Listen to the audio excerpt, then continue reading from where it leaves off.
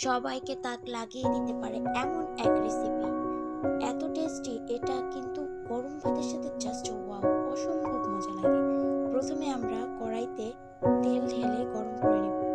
আপনারা চাইলে চ্যানেলটিকে সাবস্ক্রাইব করে রেখে দিতে পারেন।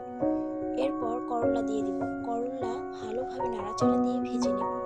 নতুন নতুন ভিডিও পেতে সাথে থাকেন আমাদের। ভাজা হয়ে গেলে করলা উঠিয়ে নেব। এরপর আলু ভেজে নেব। আলু ভালোভাবে নাড়াচাড়া দিয়ে ভেজে তেল ঝরিয়ে উঠিয়ে নেব। একবার হলেও আপনারা বাসায় ট্রাই করবেন। পেঁয়াজ বেরেস্তা করে নেব।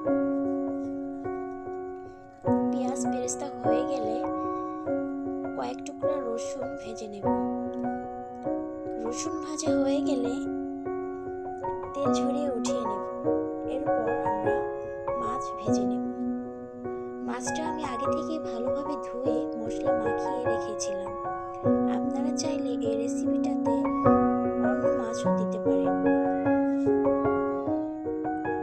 মাছটা ভালোভাবে ভাজা হয়ে গেলে উঠিয়ে নিন। এরপর কিছু শুকনো মরিচ ভেজে নিন। শুকনো মরিচ ভাজা হয়ে গেলে মাছ ভালোভাবে কাটা ছাড়িয়ে নিতে হবে। মাছের কাটা ছাড়িয়ে নেওয়ার পর শুকনো মরিচ, লবণ আর পেঁয়াজ একটু সরিষার তেল দিয়ে মাখিয়ে নিতে হবে ভালো করে। এরপর পেঁয়াজ বেরেস্তা, আলু ভাজা আর করলা ভাজা সব একসাথে দিয়ে ভালো করে মাখিয়ে নেবেন। ভালো করে মাখানোর পর সবাইকে পরিবেশন করবেন। খেয়ে বলবেন জাস্ট ওয়াও। কিভাবে বানিয়েছেন সেটা বারবার জিজ্ঞেস করবেন।